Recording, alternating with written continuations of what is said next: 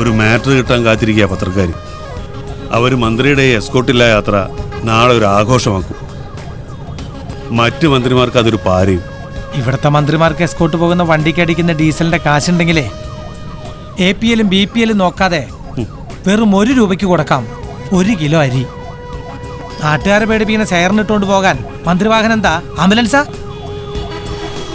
സഖാവ് കൃഷ്ണന്റെ മോന് സഞ്ചരിക്കാൻ അകമ്പടിയും പുറമ്പടിയും വേണമെന്ന് പറഞ്ഞ മോളിന്ന് ഇറങ്ങി വരും മൂപ്പര് കയ്യിൽ നല്ല വള്ളിച്ചൂരിലുമായി. കൊല്ലാൻ വരുന്നവൻ കൊല്ലുക തന്നെ ചെയ്യും സാറേ. പക്ഷേ അവനെതിരെ തിരിഞ്ഞു നിൽക്കാൻ തീരുമാനിച്ചാൽ നട്ടല് നിവൃത്തി നേരെ തന്നെ നിൽക്കണമെന്നേ ഉള്ളൂ. നിൽക്കാൻ തന്നെ തീരുമാനം. ഹലോ, യെസ് വിശ്വം. ഞാനാ നടരാജൻ. പറയൂ സാർ. അല്ല, തിരക്കിലാണോ? സാർ പറഞ്ഞോളൂ. ജീവപര്യന്തം ശിക്ഷയിൽ 6-7 കൊല്ലം കഴിഞ്ഞ ചിലരെ പുറത്തുവിടുന്നതിനെക്കുറിച്ച് ജയിൽ റിവ്യൂ കമ്മിറ്റിയുടെ ഒരു ശുപാർശ ആഭ്യന്തരമന്ത്രിയുടെ ടേബിളിൽ വന്നിരുന്നു. പുള്ളിക്കാരൻ അതിനൊരു തീരുമാനമെടുക്കാതെ ഈ നീട്ടി അല്ല, അതിനിടയ്ക്കായിരുന്നല്ലോ അദ്ദേഹത്തിൻ്റെ മരണവും. ആ ലിസ്റ്റിൽ പുറത്തുവിടാനായി ഒരു പാവം പയ്യന്റെ പേരുകൂടി ഉണ്ടായിരുന്നു. മിസ്റ്റർ ബാലസുബ്രഹ്മണ്യം. ആ, ഇപ്പൊ നല്ല നടപ്പില്ല. താൻ വിചാരിച്ചാ? ഞാൻ കയറിയതല്ലുള്ളൂ സാർ, ഞാൻ ഫയലൊന്ന് നോക്കട്ടെ. എന്താ സാർ ബാലസുബ്രഹ്മണ്യത്തെ പറ്റി? താൻ അറിയുമോ അയാളെ? Yes sir, he's A terrorist. ഞാൻ ഉത്തരമേഖല IG ആയിരിക്കുമ്പോഴാണ് ആ സംഭവം ഉണ്ടായത്. ഈ മാധവൻ നമ്പ്യാർക്ക് ട്രാഫിക് ചാർജ് കൊടുത്ത ശേഷം സിറ്റി മുഴുവൻ റോഡ് ബ്ലോക്ക് ആണല്ലോ. അത് പിന്നെ കോൺവെന്റിന്റെ മുമ്പിൽ റോഡ് പണി നടക്കുന്നുണ്ട്. വണ്ടികളൊക്കെ ഇതുവഴിയാണ് സാർ തിരിച്ചുവിടുന്നത്.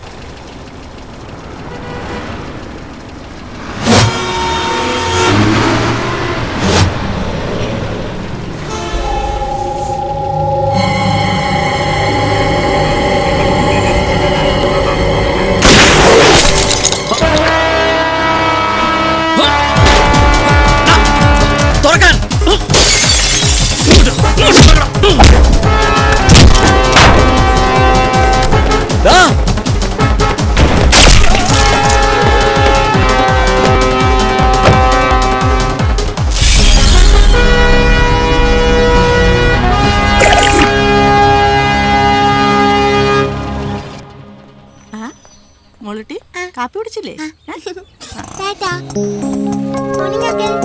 Good morning.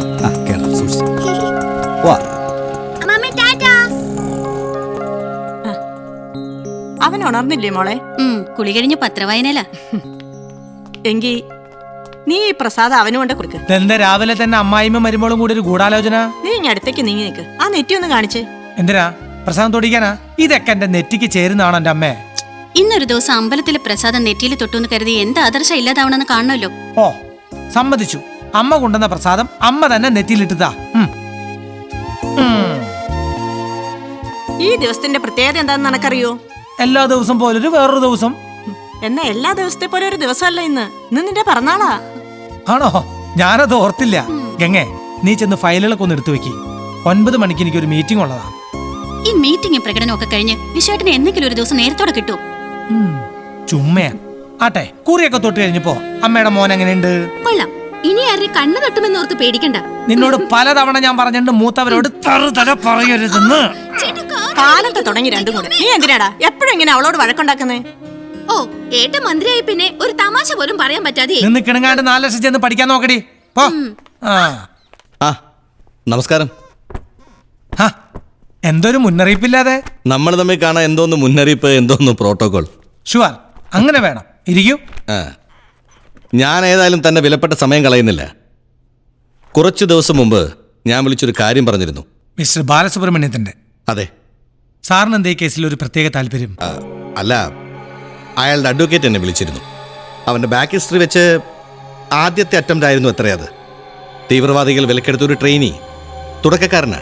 ഇന്ത്യയെ മുൾമുനയിൽ നിർത്തിയ മുംബൈ ഭീകരാക്രമണ കേസിൽ പിടിക്കപ്പെട്ട അജ്മൽ കസ്ബും ഒരു തുടക്കക്കാരനായിരുന്നു. ഇത് അത്തരമൊരു കേസൊന്നുമല്ല, പെട്ടുപോയതാ.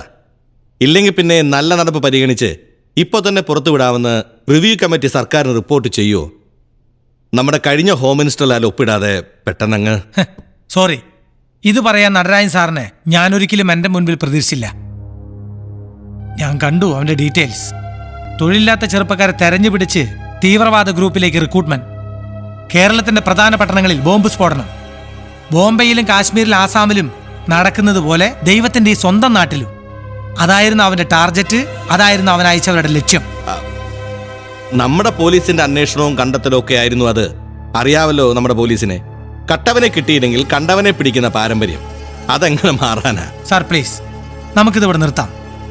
തൽക്കാലം സാറ് പോയി അവന്റെ വക്കീലിനോട് പറഞ്ഞേക്ക്. ആരെയൊക്കെ സ്വാധീനിച്ചും ആർക്കൊക്കെ പണം എറിഞ്ഞിട്ടായാലും എന്തു സ്വാധീനത്തിന്റെ പുറത്ത് എഴുതിണ്ടാക്കിയ റിവ്യൂ കമ്മിറ്റി റിപ്പോർട്ടാണെങ്കിലും ആ റിപ്പോർട്ടിൽ ആഭ്യന്തരമന്ത്രി വിശ്വനാഥൻ ഒപ്പുവെച്ചിട്ട് അവൻ പുറത്തിറങ്ങില്ല. So please.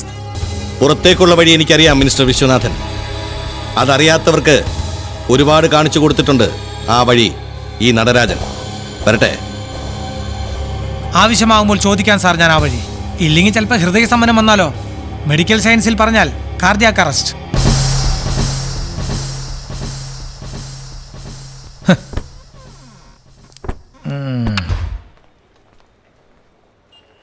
ഇന്ന് നവംബർ 16.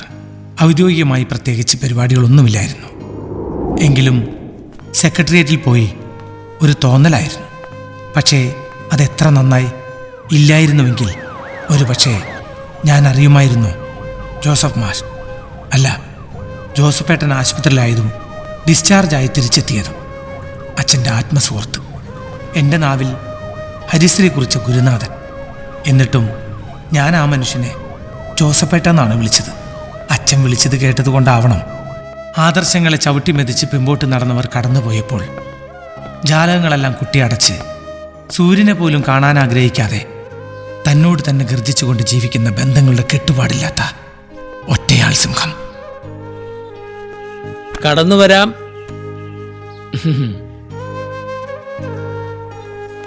ഇരിക്കാൻ നേരമുണ്ടെങ്കിൽ മന്ത്രിക്ക് ഇരിക്കാം. ദാഹമുണ്ടെങ്കിൽ പച്ചവെള്ളം ഇരിപ്പുണ്ട്, കുടിക്കാം. വേണ്ട. പിന്നെ ധർമ്മസംരക്ഷണാർത്ഥം പാഞ്ഞു കിടക്കുന്നതിനിടയിൽ എങ്ങനെ ഓർക്കാൻ സമയം കിട്ടിയിടോ കണ്ടം ചെയ്ത ഈ കമ്മ്യൂണിസ്റ്റുകാരനെ. ഇന്നാ ഞാൻ അറിഞ്ഞത് ജോസഫേട്ടന്. ഇതിൻ്റെ ഉള്ളിലിരിക്കുന്നവൻ ചെറുതായിട്ടൊന്ന് പണിമുടക്കിയതാ. 10-70 കൊല്ലമായിട്ട് ബോണസോ അലവൻസോ ഒന്നും ഇല്ലാതെ പണിയെടുക്കുന്നതല്ലേ. അടുത്ത ഒന്നുകൂടെ ഉണ്ടായാൽ ഈ കമ്പനി പൂട്ടും. പിന്നെ പള്ളിപ്പറമ്പിലെ തെമ്മാടിക്കുഴിയിലേക്ക്. ജോസഫേട്ട, ഏതെങ്കിലും നല്ലൊരു ഡോക്ടറെ നമുക്ക് കാണണം. വിശദമായിട്ടൊന്ന് പരിശോധിക്കാം. എന്തിന്? ഇനിയും മരിച്ചു കിട്ടാനോ? ആഹാ, മന്ത്രി വന്നത് ഈ ഒറ്റവണ്ടിയിലാണോ? പോലീസും പട്ടാളമൊന്നും ഇല്ലേ? ഞാൻ വേണ്ടെന്ന് പറഞ്ഞിട്ടാ. ഓ, ആദർശം. ആർക്ക് വേണോടോ അത്?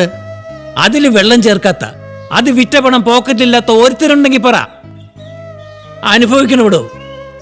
വരുന്ന സൗഭാഗ്യങ്ങളൊക്കെ എണ്ണി എണ്ണി ആസ്വദിക്കണം. കൂടെ നിന്നവനെയും കൂട്ടു നിന്നവനെയും ഒക്കെ മറക്കണം.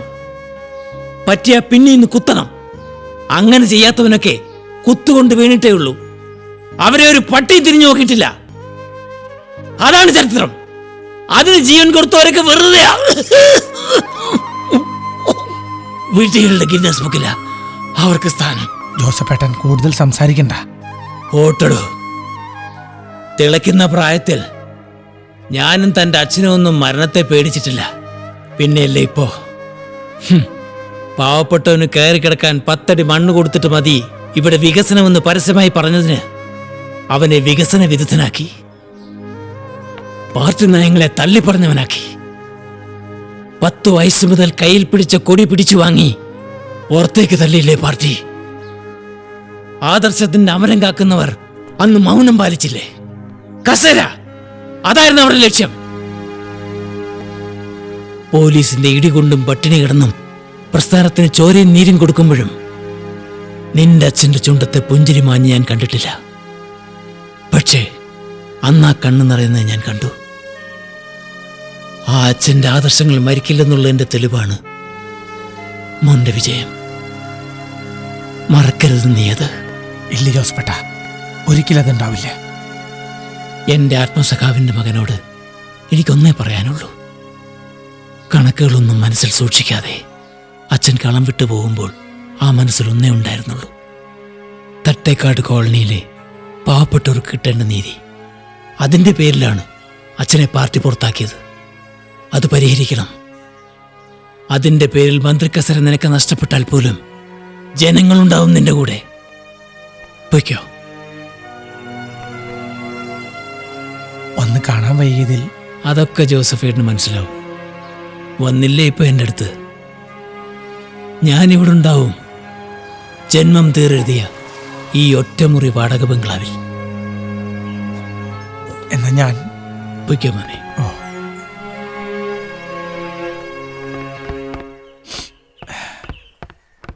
ഹൈ, അല്ല ഇത് ആരാ? അഷ്റഫോ? ഇതുവഴി വന്നപ്പോ വിശ്വേട്ടന്റെ വണ്ടി കണ്ടു, അങ്ങനെ കയറിയതാ. വിശേട്ടനാ? ഒരു കീറിയാൻ നന്നല്ലേ, പഴയ പോലെ വിളിച്ചാ മതി. എന്തായാലും നീ വന്നത് നന്നായി. ഒരു കാര്യമുണ്ട്, വാ. ദിലീപേ, വണ്ടി അഷ്റഫിന്റെ വീട്ടിലേക്ക് എടുക്ക്. ആദ്യം നിന്റെ വീട്ടിൽ പോയിട്ട് നിന്റെ ഉമ്മാനും ബാപ്പനും ഒന്ന് കാണണം. വാ.